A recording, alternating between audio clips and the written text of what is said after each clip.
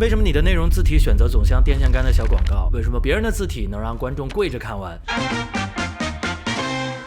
欢迎来到像素长街，我是想讲好故事的小鹿。那这期内容我们不聊虚的啊，3招教你用字体让你的内容、vlog 甚至是 PPT 变得更好看、更高级、更易读。所以如果你现在很忙的话，现在就可以点个收藏了，相信以后你一定会用得到。不知道大家有没有在剪辑的时候绞尽脑汁的想找到一个合适的字体啊？但字体列表里找了半天，最后还是选择了宋体。那字这个东西，无论你是在 PPT 或者在你的剪辑，甚至在你的海报、封面等等其他的设计里，你会发现它其实主要就分为3大类：大的标题、正文也就是字幕和包装。那字体的选择其实不是非黑即白的，分为好看的字体和不好看的字体，因为在不同的使用场景下，同样的字体也会给你完全不同的感受。其实选字体就像选内裤一样，舒服比好看更重要。那懂排版的人一定知道一个底层逻辑啊，就是重要的信息要突出，次要的信息要弱化。那标题就属于需要突出的内容，哪怕这个字本身别人不一定认识，也不一定看得懂，但是却能够通过它的一些设计来唤起人们的某种感觉。电影标题就是一个特别好的例子，比如说像沙丘、盗梦空间、降临这些科幻片，你能看到更多的是用这种非衬线的字体。但是像指环王、哈利波特、加勒比海盗这种带点奇幻魔幻色彩的这种电影，就常用的是这种非扁平化的特殊设计字体。我们常说的衬线体和非衬线体其实是特指西文的结构。对于中文的风格，你可以简单的理解为有装饰角的字体风格和没有装饰角的字体风格，也可以叫黑体风格。有装饰角的字体风格，像比如说最经典的宋体，就是中文字体界活了几百年的这个公务员啊，经典、永恒、优雅、克制。如果你对它进行一些变形或者是字距的调整之后，其实非常适合一些文艺片。那当然呢，还有手写体，比较童真可爱，与观众的距离也会被无限的缩小。那其实导演的字体选择和审美往往是一脉相承的。张艺谋的电影，你可以看到多用的是这种书法作为骨架的手写体，他更在乎的是字本身的一些设计感与形态，更像是一种图腾，或者说就是一个 logo。那王家卫呢，则特别爱用美术字，标题的字重都比较粗，方正又硕大，是一种接近于美术字和上世纪90年代就是香港广告牌的那种字体风格。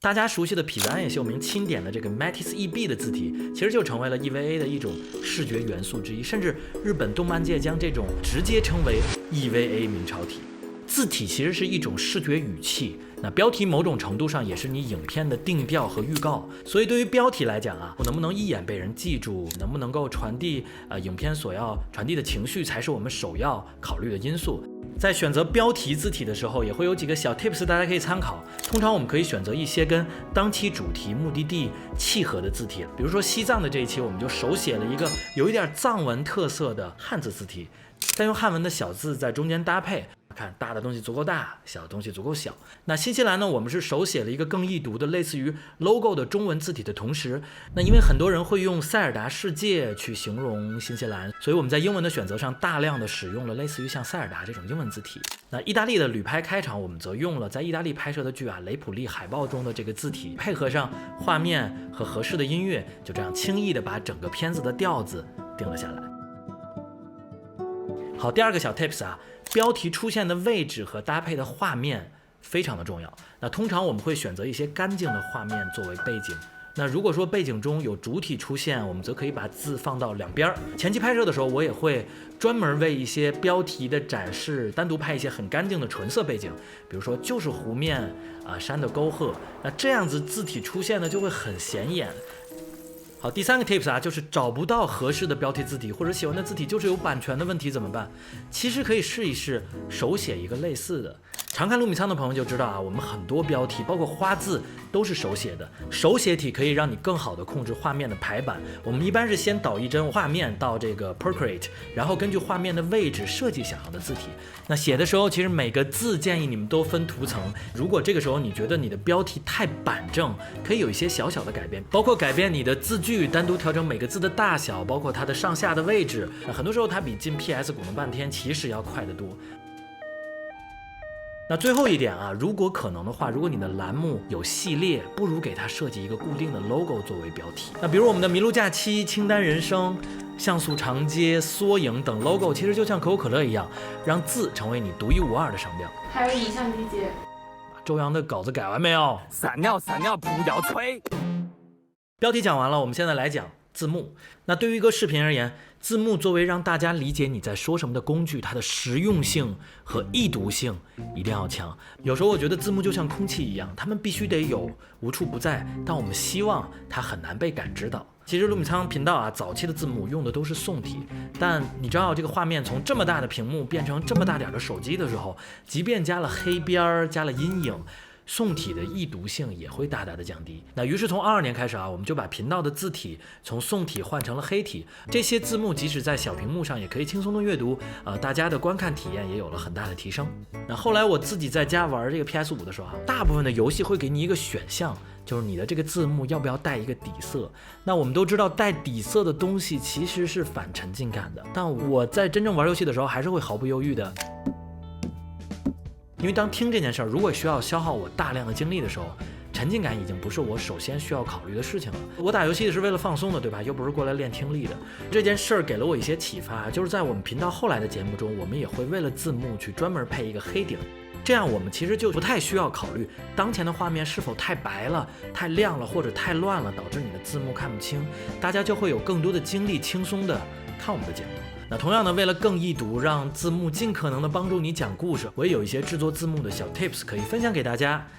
那第一个呢，就是将字幕放在合适的位置，那通常是画面下方的安全框内。如果你是在用 Final Cut 或者是用达芬奇，你可以把这个东西打开啊。当然你也可以有自己的设计，比如说我们在做旅拍或者在做混剪的时候，我们通常会把歌词放在画面更偏左下或者右边的位置，在必要的时候，字幕需要为画面的主体让出位置，而不是说挡住更多更重要的信息。那第二点呢，其实我们可以给字幕区分不同的颜色，当然这也是我在游戏里边学到的。当有很多的人物并且他们都在说话的时候，其实你可以给人名区分不同的颜色，比如说求婚这一期出现的人物非常多，还有就是我们在美国打枪的这一期、钓鱼的这一期，我们都按人给字幕人名上了不同的颜色。那第三个小 tips 呢，就是我自己的习惯，字幕与画面的剪辑点是要同进同出的在这里可以给大家看两个例子。但旅行博主的拍摄工作远不是大家想象中的那般惬意，我们总不能带着年过70的老太太跟着我们天天拍延时卷大片，对吧？好，我们看到在第一个例子里边，这里的字幕虽然跟着我说的话一起消失了，但是它跟我的剪辑点中间有几帧的错位，所以观众的视线就会在这里跳一下，会有一些观感上的不适。而当我把它跟我的剪辑点顺在一起，字幕自然的跟着我的剪辑点一起消失了，就会比较的顺。但旅行博主的拍摄工作远不是大家想象中的那般惬意，我们总不能带着年过70的老太太跟着我们天天拍延时卷大片，对吧？所以有的时候就是这么一个小小的操作，也会给你的视频观感带来很大的提升。好，字的第三个用法就是包装。包装一般我们分为两种，一种是补充信息，一种是为了一些情绪好玩的一些花字。那对于补充信息而言，它的标题要尽可能的大，内容的字体要相对的小，因为不是每个人都会读每一个字。这种说明性字幕的长短啊，我的习惯是一定要跟着它默读一遍。那我在默读的时候，能不能把这个字幕中的补充信息读完，是我把它这个字幕留多长的一个底层逻辑。你可以给他们设计一些出场入场的动画啊，像这样。那在花字的时候，其实不太适用于太正经的字体啊，它越跳脱越好。那当年我们在做综艺的时候啊，实习生组是最开心的，因为他们的任务就是买一堆零食以后看片儿吐槽，有时候他们的吐槽就会自然而然的变成最终成片里的花字。那在做花字的时候也有几个小 tips 你可以参考。如果你的花字只有几个字的话，轻飘飘的就很容易失去花字的效果，那你选择的字重一定要重一些啊。那第二，你可以单独的调整每一个字，然后配合着图片和音效，越不循规蹈矩，花字就越有效果。我疯了！第三点呢，是根据内容选择合适的字体来做花字。当我们做像麋鹿假期或者清单人生这样人文感重一点的节目的时候，我们会常用一些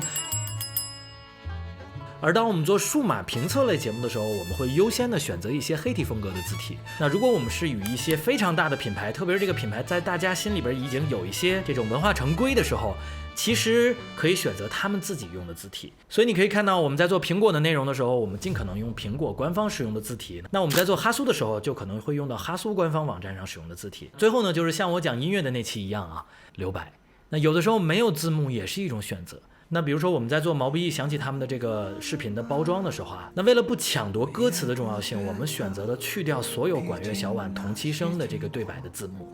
得算些什么？你也要给我当丈娘啊？我在想，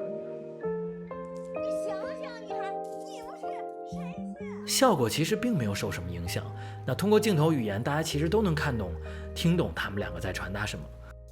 那最后啊，给大家做一个总结：标题要当土匪抢眼球，字幕要当保姆喂到嘴，花字笑点要当刺客捅刀子。字体选择这个选题，其实在我的选题库里边躺了很久很久。其实对我来说，做一期10款最适合自媒体的字体，你一定不要错过第10个。可能既简单，流量也会更好。但比起大家收藏一下，然后就去吃灰，我其实更希望做一些真正能帮助到大家的东西啊。就像我们之前做的审美、简历、电影转场、声音转场、声音设计等等这些内容，其实过了这么多年，还是不断的有新的用户看到并且受益。我觉得这也是我们频道，也是像素长街一直在做的事儿。我很庆幸我没有很早的去做它，因为我看了 Oh My Gosh 的内容，才知道原来做一款中文的字体，从设计到问世要面临多少的困难和挑战。但是最近2年，我发现中文字体越来越丰富了，我们的选择也变得越来越多了。有一些非常好看的个人设计师的字体和机构，你可以用合理的价格买断它。那在这里我也期待啊，希望有越来越多的好看的简体的中文字体出现，让更多的创作者都能有买得起用得起的好字体。好了，这就是这期的像素长街，记得给我们点赞投币收藏，这对我们非常重要。我们下期再见，拜拜。